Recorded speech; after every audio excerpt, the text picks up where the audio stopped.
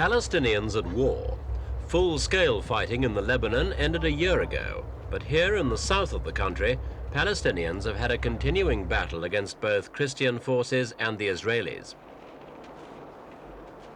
For years now, Palestinians have rarely been out of the world's headlines, almost always in a context of violence. But whether they've been fighting in the field or hijacking airliners, the militants have been in the minority. The bulk of the Palestinian people, whatever their politics, have simply carried on with the business of living. There are probably 3.5 million Palestinians in the world, and at least 3 million live in the Middle East. Israel, Lebanon and Gaza have almost 500,000 each, with half that number in Syria. There are smaller but significant populations in Iraq and the Gulf states. But the country which contains by far the largest number of Palestinians is Jordan.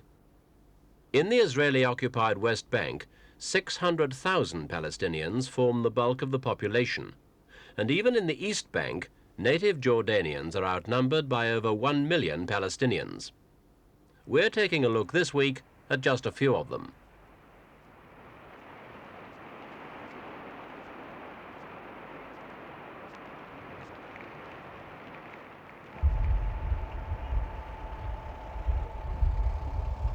A quarter of all Palestinians live in refugee camps.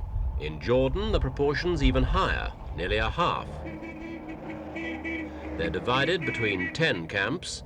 This one's at Bekaa, not far from Amman. It's a place where camera crews aren't particularly welcome. No Bakshan, no Bakshan. With a population of around 60,000, Bekaa is the largest camp, not only in Jordan, but in the whole of the Middle East.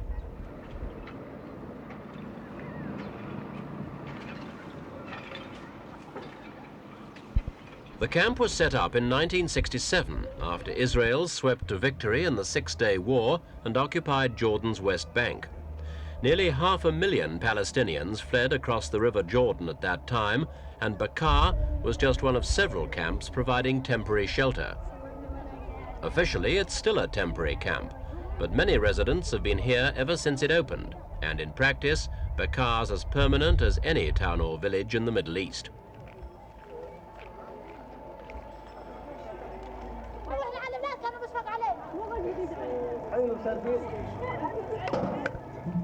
These women objected to being filmed. They shouted, "You've come to show the Israelis how badly we live."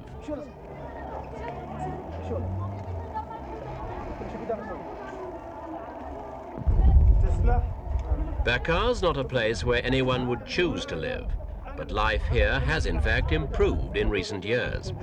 The camp's now big enough to provide some employment on the spot, although most people work outside, usually in Amman. For families with several wage earners, life's not too difficult. And even when children do leave home, they invariably send money to support the parents they leave behind.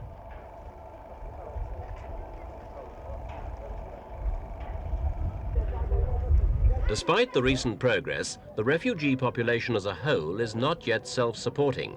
Help with food, education and health comes from the United Nations Relief and Works Agency. Last year, the agency spent $125 million, $11 million more than it had budgeted for.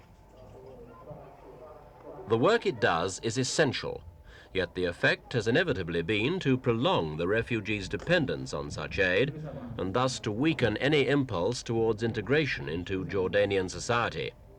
Whatever the motives of those who run them, the camp's very existence tends to preserve the Palestinian problem in the form it first got in 1948.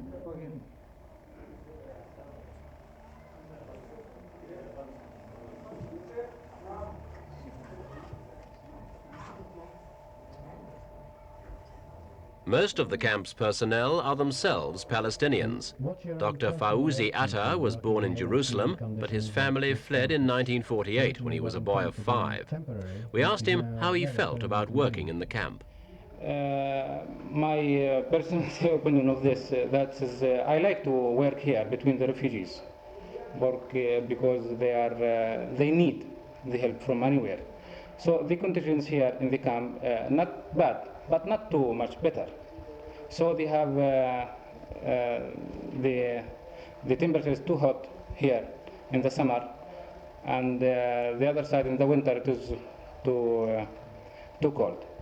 So the other thing here in the country, as you see, the camp is between these people, too much people here in the camp, but they live not bad at all, not bad.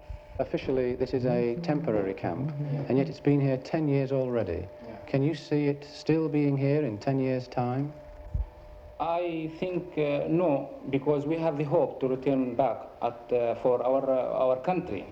So because we have lost our country and we have the obligation to do anything to get back our country. But as you look around you every day and you see the small boys and the old people, what real hope do you think they've got of actually getting back home? I think and I see that they have the hope and they think that they will go back. But how do you think that could happen? Will it be a political solution or will it be a military one?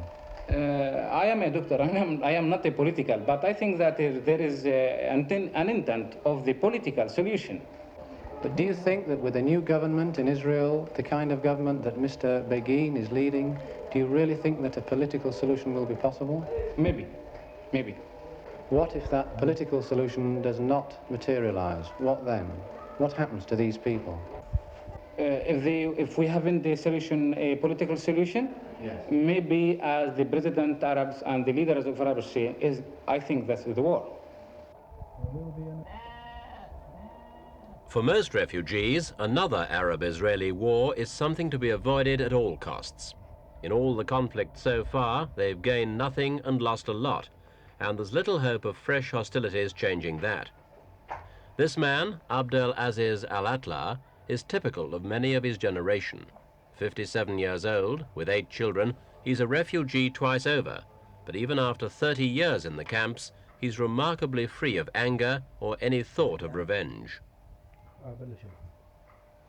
أنا اسمي عبد العزيز سلام العزية من تل الصافي قضاء الخليل ونازحنا سنة 48.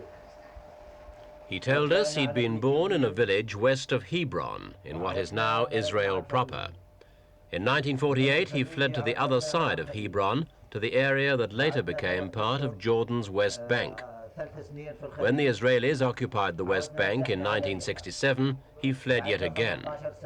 After a brief spell in a refugee camp in Amman, he came to Bekaa as soon as it opened, and he's been here ever since. هاي إلنا 10 سنوات ساكنين في البقعة والعيلة تتألف من 10 أنفار. I have, he told us, 4 boys and 4 girls. And what I want now is for the Arab-Israeli conflict to be solved by peaceful means and not by war. I don't believe in killing anybody. وتكون إن شاء الله المشكلة مشكلة سلمية. Like many of the refugees, Abdel admits that the Arab-Israeli conflict now extends far beyond the camps, and that the people in the camps have no chance of affecting the course of events. His main hope now, he told us, is that the Arab leaders will cooperate closely enough to make peace possible.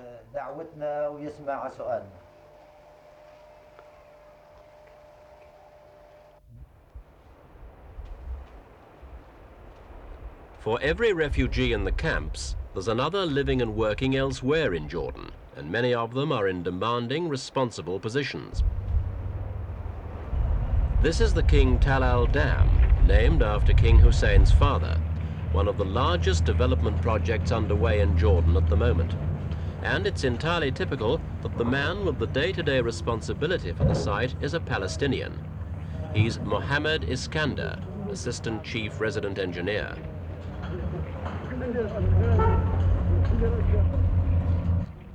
He was born 34 years ago in Nablus on the West Bank. He came over in 1967, although his brother and sister, along with several other relatives, are still there. He's only able to visit them once a year. Like many Jordanian Palestinians, he's more concerned with getting on with the job than with talking politics, especially with foreign journalists. but he does admit that he'd rather work on the East Bank, where job opportunities are far better, than in the Israeli-occupied zone. He's got his own family here now, and if a Palestinian state were established on the West Bank, he's non-committal about whether he'd move back.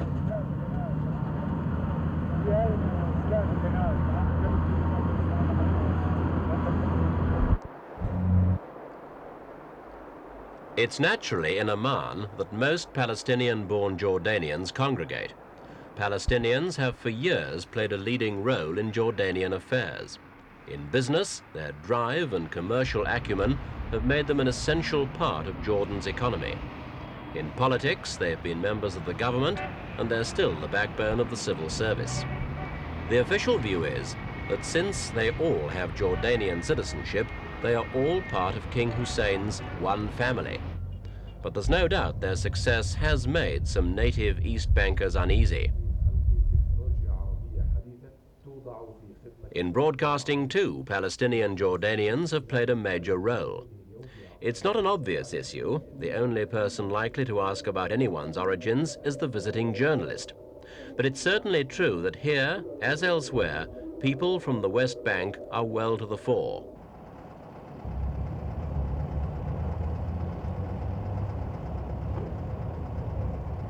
Here's another example, banking.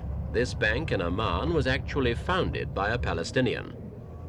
In the wake of Lebanon's civil war, Jordan's made a good deal of progress in its attempt to set up Amman as a rival to Beirut as banking center for the Middle East. And Palestinian know-how has done a lot to help. This particular office is almost entirely staffed by people of Palestinian origin. This man, for example, Abdel Rahman Hassan, was born in Jaffa, in what is now Israel, in 1947. His family fled in 1948, and his father now works as a guard for the Jordanian government. Husnei Katan is of a similar age and background. The Israelis took his birthplace of Lydda in 1948, and his family crossed the Jordan the following year.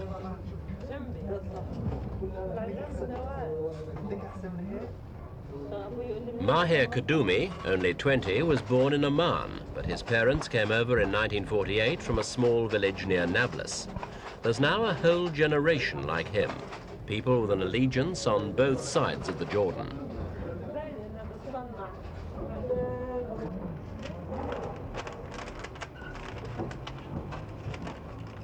Walid Bukhari, in his early 40s, was born in East Jerusalem, the part which stayed Jordanian in 1948, so he didn't have to move at that time. By 1967, his job had already brought him to the East Bank, so once again he escaped the label of refugee. But he certainly feels like one now, with his mother and other relatives still in Jerusalem. I went 3 times to visit my family in Jerusalem. Really, I saw myself a stranger. I was born in Jerusalem and living in Jerusalem. My friends and family and relatives, all of them there. When I went there, I was looking to see where are my friends, relatives, those people was accustomed to see them before 1967. And had they gone? Most of them, they left the country, and it is a matter of evacuation. Do you think that you would ever return to Jerusalem? I wish, and everybody has the wish to return to his home. Everybody consider Jerusalem his home. Can you see that happening in your lifetime, a return to Jerusalem? This is just a hope. Nothing can be achieved by hope or by speech unless serious action would be achieved. Nothing will be done. If there came a day when a Palestinian state was established on the West Bank, would you stay here or would you return? I stay in the place where I can find my job, my living, because I consider whether West Bank or East Bank the same, but always I look forward for my native home.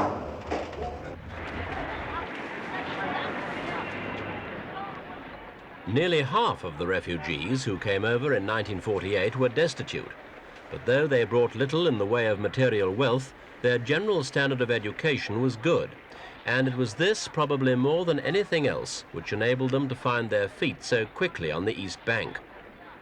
Today, Palestinians have more students per head of population than any other Arab nation. They account for over half of the 6,000 students at Amman University.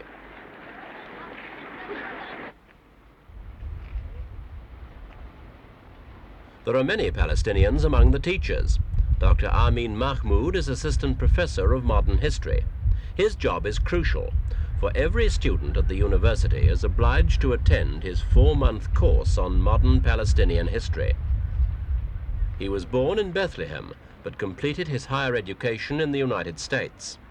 By the time his studies had ended in 1972, Bethlehem was in Israeli hands, so he returned directly to Amman. As a result, he rarely sees his mother, who still lives in Bethlehem, but he's well equipped to see the Palestinian problem from the outside as well as from the inside. I have a problem with some of my students who come from the West Bank. Unfortunately, they don't know much about the Palestine problem. They don't study it at schools. So I have to sometimes deal with the basic facts, some of the facts which are taken for granted here among students in the East Bank. I preach love, peace, but it's very important again for me to enhance the sense of belongingness among my students. They have a home country which have been occupied by others, and I want them to be aware that they belong to that part of the world and they are entitled to go back and live over there, live in peace. We are not killers, we are not murderers, we don't want to throw anyone in the sea. We just want to be able to go back and live. Now, you personally have made a successful new life here. Do you think that's given you a less urgent need for a solution than, say, someone in the refugee camps? Of course not. On the contrary, being more aware of the situation makes you unhappy. It's true, I have my PhD, I have a job here in Jordan, but I still have a home, have a hometown. I still have Bethlehem. I want to be able to go back and forth to that part of the world, to be more aware of the situation, to be more aware that you are not entitled to go back to that part of the world, to your home, and you cannot live over there as a decent citizen, as a first-class citizen. It's torturing. On the contrary, this does not success to me. I cannot measure it by having a job or having money. I want security. I want to be secured. I don't feel secured without having free access to my home country.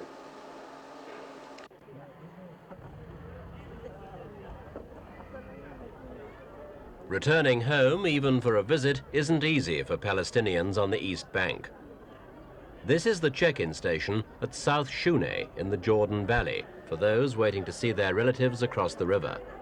It's a place of heat and humidity queues and chaos.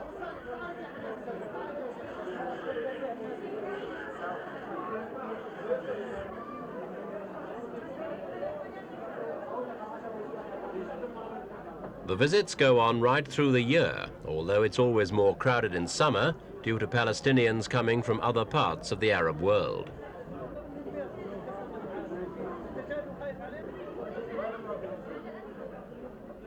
Jordanian passports are handed in and exchanged for temporary ones.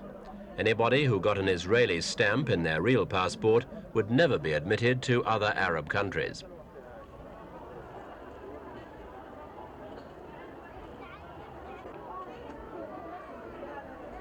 Permission to travel is granted by the Israelis. The average number of visits per person is from 1 to 3 per year, although it could be more under special circumstances.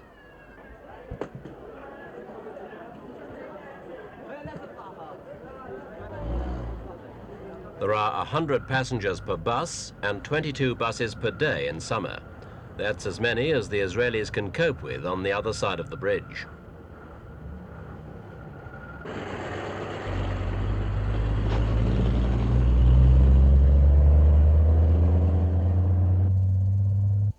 Ten minutes down the road, the first sight of the Israeli presence.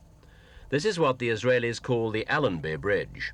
To the Jordanians, it's the King Hussein Bridge.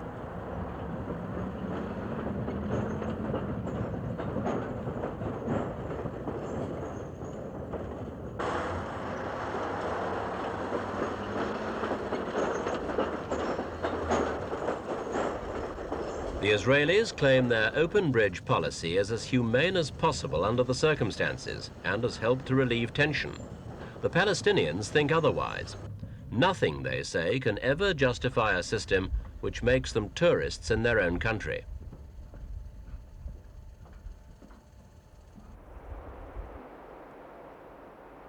In Amman, as in most of the other Arab capitals, the search continues for a peaceful solution. And the main question facing King Hussein is, what is to happen to the West Bank if ever the Israelis can be persuaded to withdraw? A totally independent Palestinian state seems unlikely. So too does a return to the situation as it was in 1967. King Hussein has his own views. There is an issue that has been put across many a time recently regarding the future relationship between a Palestinian state and the Jordanian state. We came up with the suggestion some years ago as to what would happen in terms of the future when this territory is no more under occupation. And the mere idea was under very heavy criticism for a while. But it seems that many in the area are thinking along these lines once again. We can talk with the PLO regarding the future. We have adopted the Rabat Summit Conference's decision that the PLO must represent the Palestinians in any process leading to a solution to the Palestinian problem. But on the other hand, regarding this relationship, it can only be another idea. It can never take any final form until and unless, under conditions of total freedom, Palestinians on the one side have a chance to express their views regarding their leadership and regarding these ideas. And on the other hand, the Jordanians as well. I have very great faith in the overwhelming majority of Palestinians. I believe they seek a life of dignity and freedom. They seek their rights.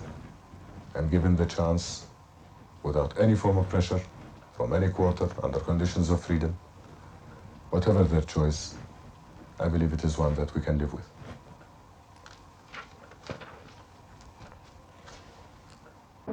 Many people. Whilst they're waiting for a chance to vote on their own future, the Palestinians have to depend on bodies such as the PLO, the Palestine Liberation Organisation, to represent their views. Under its chairman, Yasser Arafat, the PLO is committed to recovering the lost territories by whatever means necessary. There are other organizations far more extreme, but the Israelis have so far refused to deal directly with the PLO because they say its charter calls for the destruction of Israel. The PLO has certainly refused to accept the United Nations Resolution 242, which calls for the recognition of Israel as a state.